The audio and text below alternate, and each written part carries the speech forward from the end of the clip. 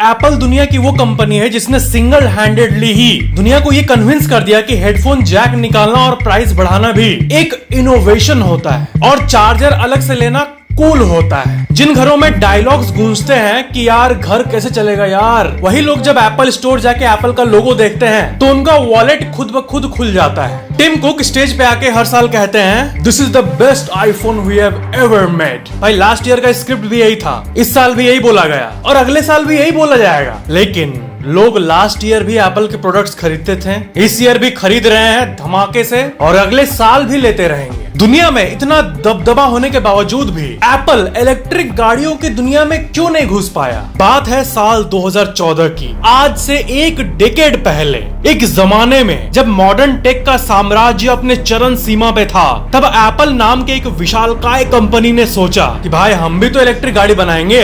बिजली से चलने वाली जादुई गाड़ियों के किस्से सुन के, ऐसी गाड़ियां जो बिना पेट्रोल के बूंद के ही जूम कर लेती है, उन्होंने सोचा इलेक्ट्रिक गाड़ियों की दुनिया में हमारा भी तो कंट्रीब्यूशन होना चाहिए। एप्पल कंपनी के हेडक्वार्टर्स में डिजाइन को लेके मीटिंग बैठाई गई। यार कार को राउंड बनाना है लाइक और होम पॉड्स, या फिर ट्रांसपेरेंट बनाना है बिल्कुल हमारे स्टोर्स की तरह। एप्पल के एम्प्लॉइज कार वाले आइडिया को लेके बहुत ऑप्टिमिस्टिक हो गए थे, बिल्कुल एप्पल प्रोडक्ट्स के हाई प्राइसेस की तरह। सीरी को head AI of the car चुना गया, जो कि ये प्रॉमिस करेगा कि सिंगल लॉन्डे खुशी खुशी फीमेल असिस्टेंट से बात कर पाएंगे और ड्राइव कर पाएंगे। सीरी घर ले चलो और आप घर में, बिल्कुल टेस्ला की तरह बैठो चिल करो और गाड़ी अपने आप चलेगी। शुरुआत का जोश तो ऐसा था कि एक वक्त एप्पल ने सोचा कि चलो टेस्ला को टक्कर देते हैं, लेकिन एज दे प्रोग्रेस्ड उनको रियलाइज हुआ कि car making is no joke. हम कार बनाएंगे तो बैटरी तो एप्पल के फोन से ज्यादा देर तक चलना होगा, है ना।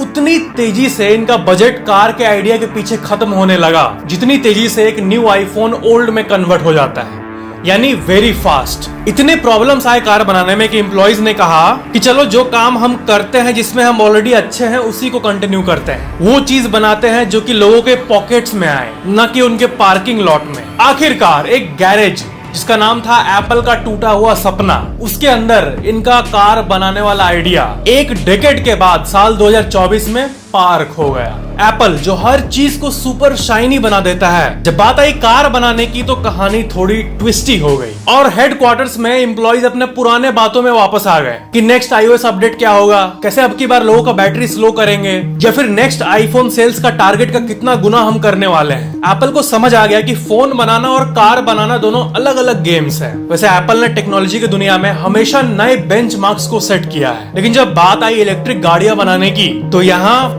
पोपट हो गया।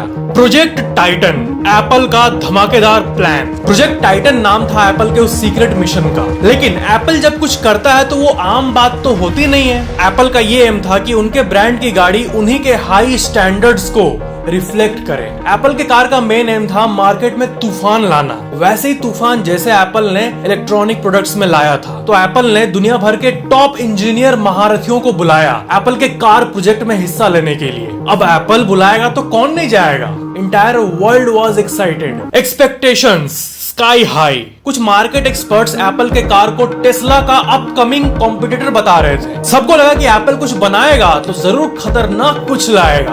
एप्पल का मानना था कि उनका फोकस ऑन डिजाइन और टेक्नोलॉजी की दुनिया में बड़ा नाम उनको इस नए सेक्टर में एक एज दे देगा, एक बेनिफिट दे देगा। लेकिन उनको रियलाइज हुआ कि ऑटोमोबाइल सेक्टर सिर्फ टेक्नोलॉजी का खेल नहीं है, बल्कि इनफाइनाइट अदर चीजों का मिश्रण है। और बस एप्पल को थोड़ा रियलिटी चेक वाला एक्सपीरियंस हो गया। Challenges faced by Apple. Electric vehicle में एप्पल का कोई सिग्निफिकेंट एक्सपीरियंस नहीं था एंड चैलेंजेस ये आए। Battery technology problem. Electric vehicle के कोर कंपोनेंट्स में से एक है बैटरी।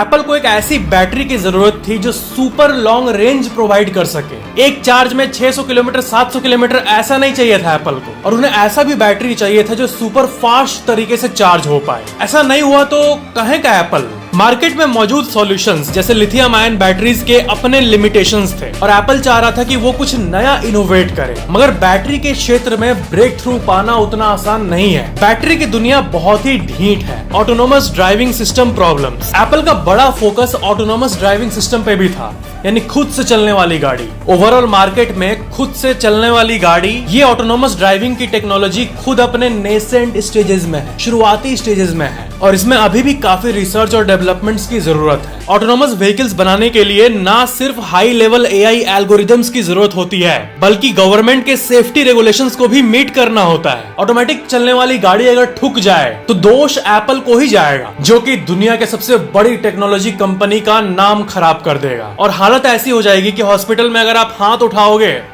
तो डॉक्टर कहेगा तुम अच्छा कर रहे हो, तुम अच्छा कर रहे हो, यानी इंजुरीज। और क्या, supply chain and manufacturing challenges. Apple अपने इलेक्ट्रॉनिक प्रोडक्ट्स के मैन्युफैक्चरिंग के लिए थर्ड पार्टी वेंडर्स पे डिपेंड करता है, लेकिन इलेक्ट्रॉनिक्स के मुकाबले कार बनाने की सप्लाई चेन बहुत ही ज्यादा कॉम्प्लेक्स है। और ये पार्ट सप्लाई चेन की दुनिया पुराने रिश्ते और कनेक्शन से चलते हैं। ऑटोमोबाइल इंडस्ट्री में पार्ट सप्लायर के साथ स्ट्रॉन्ग रिलेशनशिप होना क्रूशियल होता है। एप्पल के लिए न्यू प्लेयर होने के नाते ट्रस्टेड सप्लायर्स को फाइंड करना और उनके साथ डील नेगोशिएट करना एक बहुत ही बड़ा चैलेंज था। सप्लायर्स के साथ कॉन्ट्रैक्ट फाइनल करना, क्वालिटी का एश्योरेंस लेना और टाइमली डिलीवरी इंश्योर करना, ये सब एप्पल के लिए न्यू हर्डल्स थे। कंपटीशन, जब एप्पल ने प्रोजेक्ट टाइटन शुरू किया था तब मार्केट में ऑलरेडी दादाजी लोग बैठे हुए थे, जैसे टेस्ला, निसान और BMW जैसे एस्टैब्लिश्ड ब्रांड्स, जो कि वेस्टर्न दुनिया में इलेक्ट्रिक व्हीकल के वर्ल्ड में सुपर हीरोज थे। इनमें से कुछ कंपनीज के पास डेकेड्स ऑफ एक्सपीरियंस था और कुछ के पास तो सेंचुरीज ऑफ एक्सपीरियंस था। BMW, टेस्ला, मर्सिडीज जैसे पुराने दुकानदारों ने अपने प्रोडक्ट्स और सर्विसेज से इतनी लॉयल्टी और ट्रस्ट बिल्ड कर ली थी कि दुनिया की सबसे बड़ी टेक्नोलॉजी कंपनी भी सोच में पड़ गई। रेगुलेटरी अप्रूवल्स, कार बनाने और बेचने के लिए कंपनीज को कई रेगुलेटरी अप्रूवल्स लेने पड़ते हैं गवर्नमेंट द्वारा, जो कि अलग अलग कंट्रीज में अलग अलग होती है। एप्पल के लिए इन रेगुलेटरी चैलेंजेस को नेविगेट करना, स्पेशली जब वो इंडस्ट्री में नया प्लेयर हो, एक बहुत बड़ी बैरियर थी। फाइनल यू टर्न, इन चैलेंजेस को देखते हुए एप्पल को लगा कि शायद हमें अपने कोर सर्विसेज और प्रोडक्ट्स पे ही फोकस करना चाहिए, और इसी रियलाइजेशन के साथ उन्होंने यू टर्न ले लिया। एप्पल ने देखा कि उनका मेजर रेवेन्यू आईफोन, आईपैड्स और सर्विसेज जैसे कि एप्पल म्यूजिक और आई क्लाउड से आता है, इसलिए उन्होंने सोचा कि अपना पैसा और रिसोर्सेस इन्हीं पे फोकस करते हैं। बट एप्पल ने कहा कि कार की दुनिया को छोड़ेंगे तो नहीं भाई। एप्पल के लिए सबसे बड़ा गिल्ट ये था कि अगर वो इलेक्ट्रिक व्हीकल के मार्केट में नहीं आता तो वो एक पोटेंशियली ग्रोइंग सेक्टर में भाग लेने का मौका खो देता है, इसको कैपिटलाइज करने का मौका खो देता है। तो एप्पल ने ये रियलाइज किया कि हार्डवेयर में कम्पीट करने के बजाय ऑटोमोटिव सेक्टर में सॉफ्टवेयर सर्विसेज के तरफ शिफ्ट करना ज्यादा बेनिफिशियल होगा। इस डिसीजन के तहत एप्पल ने अपने कार प्ले सिस्टम को इनहेंस करना शुरू कर दिया, जो कि कार्स में बेटर यूजर एक्सपीरियंस प्रोवाइड करता है। इस अप्रोच ने उन्हें ऑटोमोटिव सेक्टर में एक डिफरेंट एंगल से अप्रोच करने की अपॉर्चुनिटी दी, बिना डायरेक्ट मैन्युफैक्चरिंग रिस्क्स लिए। Impact of the decision on market and Apple, जब एप्पल ने अपने इलेक्ट्रिक व्हीकल के प्लान को ऑफिशियली ड्रॉप करने का डिसीजन लिया, इसका मार्केट पे और खुद एप्पल पे एक सिग्निफिकेंट इफेक्ट पड़ा। लोगों ने इसको लेके मिक्स्ड रिएक्शंस दिया। इनिशियली कुछ इन्वेस्टर्स ने इसे एक डिसअपॉइंटमेंट के साथ देखा, क्योंकि एप्पल से उन्हें रेवोल्यूशनरी प्रोडक्ट की उम्मीद थी। पर जैसे जैसे लोगों ने एप्पल के लॉजिक को समझा, उन्होंने इस डिसीजन को एक प्रूडेंट मूव की तरह देखा। एप्पल के शेयर्स पे भी इस डिसीजन का शॉर्ट टर्म इम्पैक्ट पड़ा, लेकिन लॉन्ग टर्म में कंपनी का कोर बिजनेस पे फोकस करने की स्ट्रेटेजी ने इन्वेस्टर्स के कॉन्फिडेंस को रिस्टोर किया। कंक्लूजन, हम ये कह सकते हैं कि एप्पल का इलेक्ट्रिक व्हीकल के सेक्टर से हटना एक कैलकुलेटेड बिजनेस मूव था, और पूरी दुनिया उनके इस डिसीजन को वाइज मूव मानती है।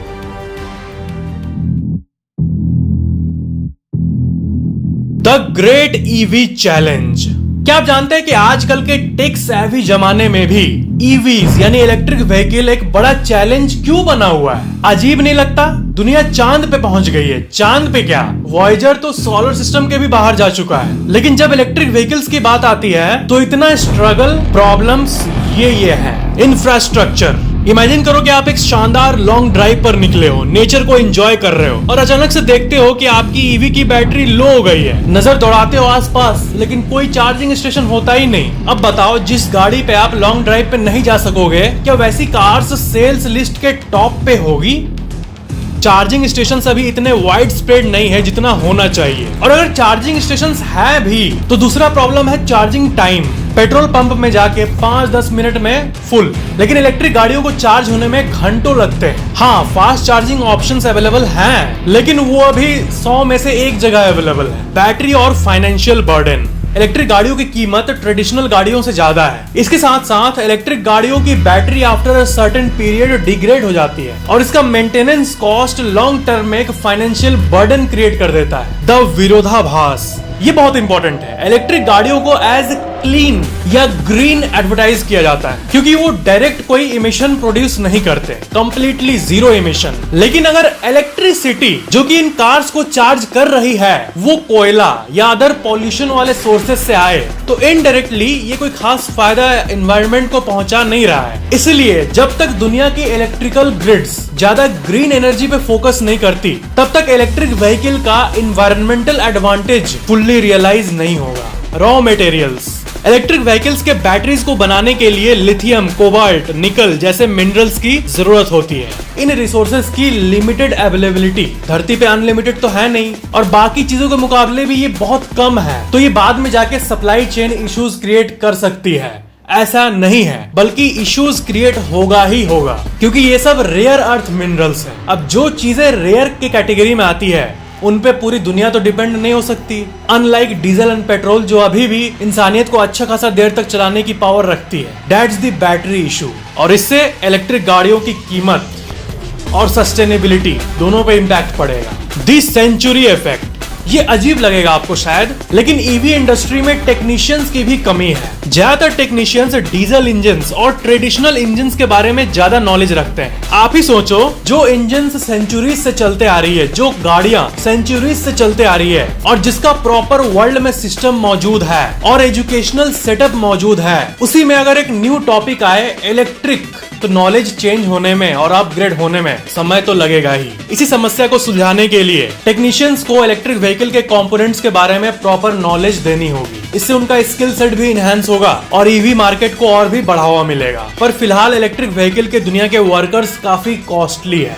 होप, उम्मीद है फ्यूचर में ये चैलेंजेस ओवरकम किए जा सकेंगे। कई बिजनेसमैन इलेक्ट्रिक कार के प्रॉब्लम्स को बहुत सीरियसली ले रहे हैं और कुछ जगहों पर टेक्नोलॉजिकल एडवांसमेंट्स बहुत तेजी से हो रहे हैं। फॉर एग्जांपल बैटरी टेक्नोलॉजी में इनोवेशंस हो रहे हैं। सॉलिड स्टेट बैटरीज जो कि ट्रेडिशनल लिथियम आयन बैटरीज का एक अल्टरनेटिव है, ये प्रॉमिस करता है एक फास्टर चार्जिंग टाइम और ज्यादा एनर्जी डेंसिटी जो कि लॉन्ग टर्म में ईवी को और भी वायबल ऑप्शन बना सकता है। Lithium ion batteries traditional hard disk की तरह है और सॉलिड स्टेट बैटरीज ये एसएसडी की तरह है। ट्रेडिशनल बैटरीज को चार्ज होने में अक्सर 1 घंटा या उससे ज्यादा समय लगता है, पर सॉलिड स्टेट बैटरीज को 10 से 15 मिनट में ही 80% तक चार्ज किया जा सकता है। इन सॉलिड स्टेट बैटरीज की प्रोडक्शन धीरे धीरे मार्केट में बढ़ रही है। Consumer behaviour and adoption a big problem, एक सिग्निफिकेंट हर्डल कंज्यूमर बिहेवियर में है। लोग अभी ट्रेडिशनल व्हीकल की तरफ लॉयल्टी महसूस करते हैं ड्यू टू देयर फेमिलियरिटी और immediate availability of fuel stations her 5 minute में। इस परसेप्शन को चेंज करने के लिए ईवी को ना जस्ट एक ऑल्टरनेटिव के तौर पे बल्कि एक प्रेफरेबल चॉइस के तौर पर प्रेजेंट करना होगा। एजुकेशनल वर्कशॉप्स, टेस्ट ड्राइव्स और सक्सेसफुल केस स्टडीज लोगों का परसेप्शन बदलने में हेल्प करते हैं। Global collaboration a must needed step, अलग अलग देशों और अलग अलग इंडस्ट्रीज के कोलैबोरेशन के जरिए ही ईवी रेवोल्यूशन को गति दी जा सकती है। चार्जिंग के लिए एक इंटरनेशनल स्टैंडर्ड बनाना होगा, बैटरी एक्सचेंज प्रोटोकॉल्स बनाने होंगे, sustainable battery production and recycling. दुनिया में पॉल्यूशन बढ़ रही है, इसको लेकर लोग चिंतित हैं और इलेक्ट्रिक गाड़ियों में दबा के करोड़ों बैटरीज डिस्पोज होंगी। तो इसलिए बैटरी के दुनिया में इनोवेशन लाना ये सबसे इंपॉर्टेंट नीड है इस कहानी की। ऐसे अल्टरनेटिव मटेरियल्स को खोजना होगा जो कि ज्यादा मात्रा में धरती में हो, जिससे बैटरीज बनाई जा सके। सॉलिड स्टेट बैटरीज के ऊपर भी उठना होगा हमें। फाइनल कंक्लूजन, हर बड़ी इनोवेशन अपने समय का इंतजार करती है। इलेक्ट्रिक व्हीकल्स का फ्यूचर तो ब्राइट है, लेकिन अभी थोड़ा सब्र और इनोवेशन की जरूरत है। जब इलेक्ट्रिक व्हीकल्स परफेक्ट तो नहीं बट नियर परफेक्ट हो जाएंगे, तब वो हमारे दुनिया के लिए एक नया युग होगा। इमेजिन करो 2050 चल रहा है, हर तरफ इलेक्ट्रिक गाड़ियां हैं, पर प्रेजेंट में आए तो थोड़ा गुस्सा आता है। श्योरली इलेक्ट्रिक व्हीकल्स को देख के लगता है कि उनका फ्यूचर ब्राइट है, पर चार्जिंग स्टेशन ढूंढने में शर्लॉक होम्स की जरूरत पड़ती है। और हाँ, अभी कार्स की बैटरी इतनी लिमिटेड है कि फोन की बैटरी और कार की बैटरी में कंपटीशन लगा रहता है कि पहले कौन आई नीड अ चार्ज बोलेगा। जब तक इलेक्ट्रिक व्हीकल्स में इंप्रूवमेंट नहीं होती तब तक पेट्रोल और डीजल गाड़ियों के साथ ही ओल्ड इज गोल्ड वाली फीलिंग आते रहेगी। माई डीजल BMW। वीडियो पसंद आया तो लाइक जरूर करना और नीचे कमेंट करना कि वीडियो कैसा लगा, और ऐसी और वीडियोस के लिए चैनल को सब्सक्राइब करके बेल आइकन जरूर ऑन कर लेना। Thank you so much for watching this video.